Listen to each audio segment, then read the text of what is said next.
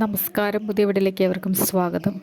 ഇസ്രായേലിലെ ആക്രമണം തുടർന്നുകൊണ്ടിരുന്നു. ഗാസയിലെ ഹോസ്പിറ്റൽ തകർത്തുകൊണ്ടാണ് ഇസ്രായേലിയരുടെ അതിക്രമം മുന്നോട്ട് നീങ്ങിക്കൊണ്ടിരിക്കുന്നത്. ഗാസയിലെ ക്രിസ്ത്യൻ ഹോസ്പിറ്റൽ തകർക്കപ്പെട്ടിരിക്കുന്നു. അവിടെ ഉണ്ടായിരുന്ന കൊച്ചുകുട്ടിയാണ് മരണപ്പെട്ടിരിക്കുന്നത്. അനേകം കുഞ്ഞുങ്ങളും മാതാപിതാക്കളും ഉൾപ്പെടെ ആൺപെൺ വ്യത്യാസമില്ലാതെ മരണത്തിന് കീഴടങ്ങുന്ന രംഗങ്ങളാണ് ഗാസയിൽ കണ്ടുകൊണ്ടിരിക്കുന്നത്. നിലവിൽ ആക്രമണങ്ങൾ ശക്തിയോടെ മുൻപോട്ട് നീങ്ങിക്കൊണ്ടിരിക്കുകയാണ്. എല്ലാവരും തുടച്ചു നീക്കണമെന്നുള്ള ഒരു ഉദ്ദേശത്തോടു കൂടി തന്നെ ഇസ്രായേൽ അതിഭീകരമായ ആക്രമണങ്ങൾ തടുത്തു വിട്ടുകൊണ്ടിരിക്കുന്നു. ഹോശാന ദിനം ക്രിസ്ത്യാനികൾക്ക് വളരെയധികം പ്രധാനപ്പെട്ട ഒരു ദിവസമാണ്. ആ ദിനത്തിൽ തന്നെ ക്രിസ്ത്യൻ ആശുപത്രി ആക്രമണത്തിനിരയാക്കിക്കൊണ്ടാണ് ഇസ്രായേലിയർ അതിഭീകരമായിട്ടുള്ള ആക്രമണങ്ങൾ തുടർന്നു വരുന്നത്. അതുപോലെ തന്നെയും ഏതു വിധേനയും എല്ലാ ഹോസ്പിറ്റലുകളും അവിടെ നിന്ന് ഇല്ലാതെയാക്കണമെന്നുള്ള ഉദ്ദേശത്തോടുകൂടി ആളുകൾക്ക് സംരക്ഷണത്തിന് ഇടമുണ്ടാവരുന്ന ലക്ഷ്യത്തോടു കൂടി തന്നെ ഇസ്രായേൽ ആക്രമണം അതിഭീകരമായി തന്നെ തുടർന്നുകൊണ്ടിരിക്കുന്നു എന്നുള്ളതാണ് വസ്തുത. ഇസ്രായേൽ ആക്രമണത്തിൽ അനേകം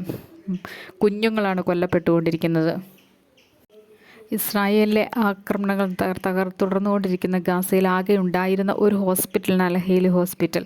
അതാണ് തകർക്കപ്പെട്ടിരിക്കുന്നത്. ഇത്തരത്തിൽ ദാരുണമായിട്ടുള്ള രീതിയിൽ ജനങ്ങളെ ബുദ്ധിമുട്ടിപ്പിക്കുന്ന തരത്തിലേക്ക് അനേകം സംഭവങ്ങളുമായിട്ട് ഇസ്രായേൽ മുമ്പോട്ട് നീങ്ങിക്കൊണ്ടിരിക്കുന്നു. ജെറുസലേം രൂപതയ്ക്ക് കീഴിലുള്ള അൽ-അഹ്ലി ഹോസ്പിറ്റലിലാണ് ദാരുണമായ രീതിയിൽ ഇത്രയും ആക്രമണം തടുത്തുവിട്ടിരിക്കുന്നത്. അതുകൊണ്ട് തന്നെയും ആളുകൾ പരിഭ്രാന്തരാണ്. ആളുകൾ തിരിച്ചൊരു പ്രത്യാക്രമണത്തിന് തന്നെ തുടരുന്ന രീതിയിലാണ് കാര്യങ്ങൾ മുൻപോട്ട് നീങ്ങിക്കൊണ്ടിരിക്കുന്നത്.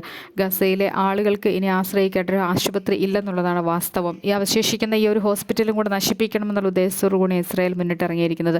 അതും ഹോശന്ന ദിനത്തിൽ ക്രിസ്ത്യൻ മിഷണർമാർ നടത്തിക്കൊണ്ടിരിക്കുന്ന ഹോസ്പിറ്റൽ തന്നെ നശിപ്പിക്കാനുള്ള ആഹ്വാനവുമായിട്ട് ഇസ്രായേൽ മുൻപോട്ട് നീങ്ങിയിരിക്കുന്നത്. ആക്രമണങ്ങൾ തൊടുത്തുവിട്ടുന്ന ഇസ്രായേലിന് യാതൊരു വിധത്തിലും ജനങ്ങളുടെ മാനസിക നിലയെക്കുറിച്ച് ചിന്തിക്കാനുള്ള യാതൊരുവിധ താല്പര്യങ്ങളുമില്ല. അതുകൊണ്ട് തന്നെയും ആക്രമണം അതിശക്തമായി തന്നെ തുടരും. ജനങ്ങൾ പരിഭ്രാന്തിയിലാണ്. ജനങ്ങൾക്ക് ഓരോ നിമിഷവും ആശ്രയിക്കാനുള്ള ആക്രമണങ്ങൾ ഇരയായിക്കൊണ്ടിരിക്കുന്ന കുഞ്ഞുങ്ങളെ മാതാപിതാക്കളെയും ഒക്കെ കൊണ്ടുവരുന്നതിനുള്ള ഒരു അഭയ കേന്ദ്രമായിരുന്നു ഈ ഹോസ്പിറ്റൽ. അതും തകർക്കപ്പെട്ടിരിക്കുന്നു. ഇതുപോലെ സമാനമായിട്ടുള്ള ആക്രമണത്തിൽ കഴിഞ്ഞിടയിൽ തന്നെ ഒരു ഹോസ്പിറ്റൽ നശിക്കുകയുണ്ടായിരുന്നു. ഗസയിലെ അവശേഷിക്കുന്ന ആളുകൾക്ക് ഭക്ഷണമോ വെള്ളമോ പോലും കൊടുക്കാത്ത തരത്തിലുള്ള ആക്രമണങ്ങളാണ് ഇസ്രായേൽ തുടർന്നുകൊണ്ടിരിക്കുന്നത്.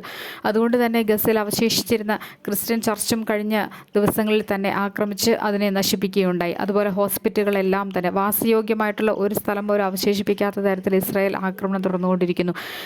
ക്രിസ്ത്യൻ ചർച്ചിന് കീഴിലുള്ള ക്രിസ്ത്യൻ മിഷണർമാരുടെ കീഴിൽ പ്രവർത്തിക്കുന്ന ഹോസ്പിറ്റലുകളും ചർച്ചുമൊക്കെ വളരെ സേഫ് ആണെന്നുള്ള ഒരു ചിന്തയിലായിരുന്നു ജനങ്ങളൊക്കെയും ഇത്രയും നാളും ഉണ്ടായിരുന്നത്. പക്ഷേ ഇപ്പോൾ മനസ്സിലായി, എല്ലാം തുടച്ച് നീക്കപ്പെടുകയാണ്.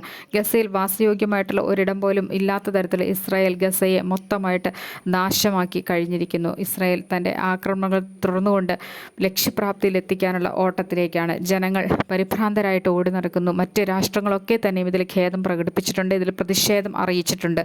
അത് ഗസയിലെ ജനങ്ങൾക്ക് അതുകൊണ്ടൊന്നും തൃപ്തിപ്പെടാൻ സാധിക്കില്ല. അവരനുഭവിക്കൊണ്ടിരിക്കുന്ന യാതനകൾ തുടർന്നുകൊണ്ട് തന്നെ ഇരിക്കുന്നു. ഇസ്രായേൽ ആക്രമണവും തുടർന്നുകൊണ്ടിരിക്കുന്നു.